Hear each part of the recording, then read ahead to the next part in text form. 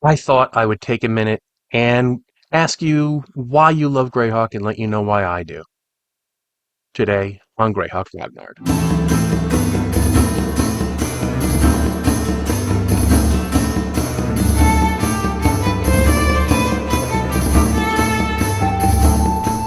Now, obviously, on this channel, I'm focused on the World of Greyhawk fantasy setting, the original TSR published fantasy setting for Dungeons and Dragons that has gone on to become, board games and obviously role playing games. They've had miniatures, they've had books and novels and all kinds of stuff. It's been a phenomenon. And of course, in recent days, it's been eclipsed by other settings like Forgotten Realms and so forth. They did have the revival this year in the DM's guide, putting it in as the sample campaign setting. So that's something. But as a campaign setting over on Cannon Fire, which is one of the main Greyhawk fan hubs on the internet, they have a saying, and that's uh, editions change, Greyhawk endures, and that's very true to a large extent. I have gone on in this channel about some of the changes that have happened to the setting over the years as different editions have come by, but I want to keep this kind of high level and light, and I want to tell you why I love the setting, and in the comments I want to hear from you about why you like the setting too. You're on this channel for a reason. You must share at least some of my love for the setting, and I want to know what it is you think that keeps drawing you to it. And for me, it's a couple of different things. It's nostalgia. There's no getting around it.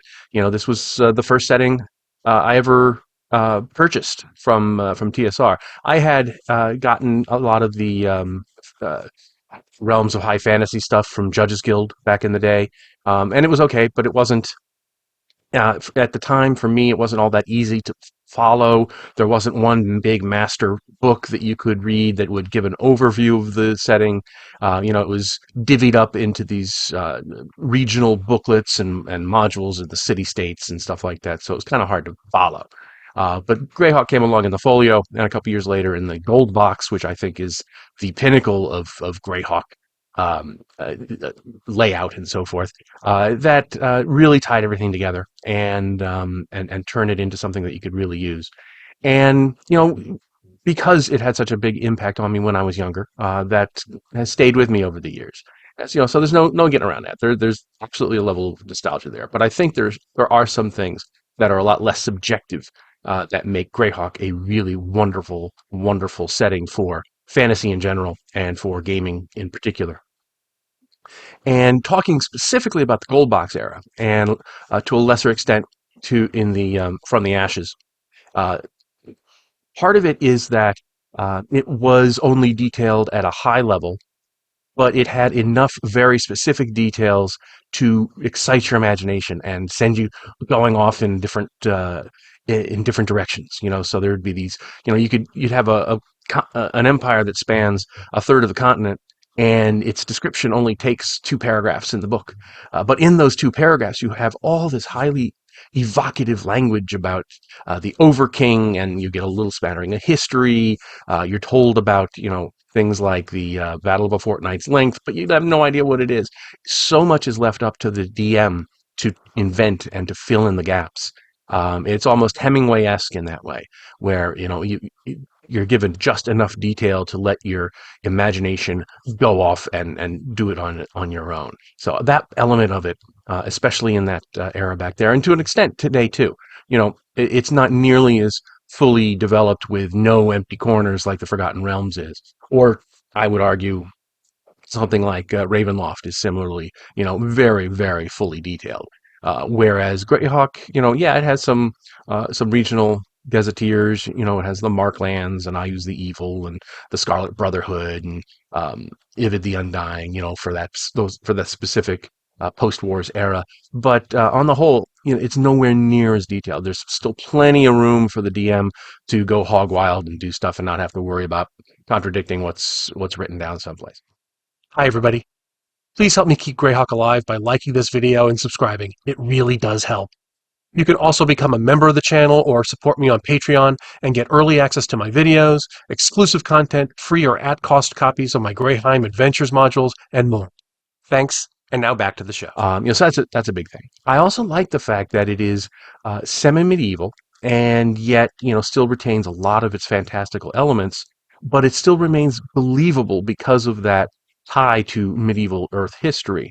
And so you could have something like Paranland, which is a riff on medieval Switzerland, which makes sense because Gary Gygax's family is Swiss. So you have this country that you would not normally think of. The medieval Switzerland. Okay, it seems kind of random, but when you plug it in and you understand the context of why he did it that way, it makes perfect sense. But it also gives a certain believability to the setting that you have these kinds of things and the interactions between the countries. Even though you have uh, two good aligned nations. Nyrond and Furiondi, for example, they're still at odds with each other. They're still rivals on some level. And, even though they're both on the side of quote unquote good, that does not mean they're an inviolable block of allies. They have their own rivalries and their own um, uh, uh, you know battles and so forth. Same thing with the theocracy of the Pale and its neighbors. They're still on the side of quote good, but they don't get along with each other. So you have that kind of element to it, and that really makes it feel more realistic to me, and I enjoy that. I enjoy that level of realism in my fantasy. It makes it much easier to believe. I also like the idea that there are wars and armies and stuff roaming around in the Flonest. That's something you really don't get a lot of in the Forgotten Realms, especially on the Sword Coast. You don't have these 100,000 man armies running around like you do in Greyhawk.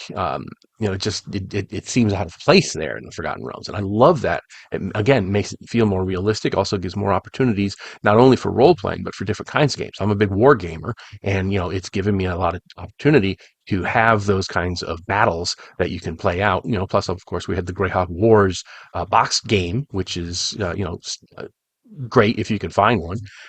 It's a lot of fun to play, but you just get all these things together, and for me, it's just the perfect balance. Obviously, some of the classic adventures are there, but that's not too much. That doesn't speak too much in favor of Greyhawk specifically because those early adventures are really modular and really isolated. Except obviously you have some series, like G1 through G3 is, they're modules, but they're designed to be played together narratively. But you can really port those into any setting, and everybody has, and they'll generally work. I'm not sure you could put something like White Plume Mountain into Ravenloft and still have it work, but I suppose you could make it jigger it somehow to do it. But something like the Giants or the Drow or the Tomb of Horrors or anything like that, they'll just go anywhere. And officially, apparently, in Greyhawk Ruins, in Expedition to Greyhawk Ruins, at the very end, they say that the castle just bops around from world to world. So, it's by design, but, because a lot of those classic modules did have their origin point in the world of Greyhawk, that ties in again with the feeling of nostalgia for me. So, those are the big main reasons. It's obviously tied into the DNA of my favorite edition of the game, first edition. A lot of the characters whose names are in the spells, come from Greyhawk. They were either the players or the NPCs belonging to those original players in the campaign setting, and Gary himself. So that has a lot of cachet for me too. But that's pretty much it. Those factors are really what keeps drawing me back to Greyhawk. There's all kinds of different locations and regions. That helps too. Where you can have Vikings in one place and you have Aztecs in another, Mayas or Aztecs or whatever, Central Americans, and then you have these quasi medieval states. You have independent city states. It's just a wonderful mishmash, and you can find anything you need as a DM in there, and I really like that. But again, that's not necessarily unique to Greyhawk because that is the defining trait of the Forgotten Realms is that it's it's the kitchen sink is in there. But anyway, so that's my answer to the question. Why do I love Greyhawk? And now I want to hear from you in the comments. Please let me know, why do you love Greyhawk? Why do you keep coming back to it and to this channel? to learn more about it. So please let me know in the comments. Hope you're having a wonderful, wonderful day, and I will talk to you all later. Thanks for watching today's video. Please remember to hit the like button and subscribe to the channel. Below you'll find links to my Patreon, which helps make these videos possible. You'll also find the web store where you can buy my books, and my blog where you'll find all sorts of free downloads and other articles. Thanks, and have a great day.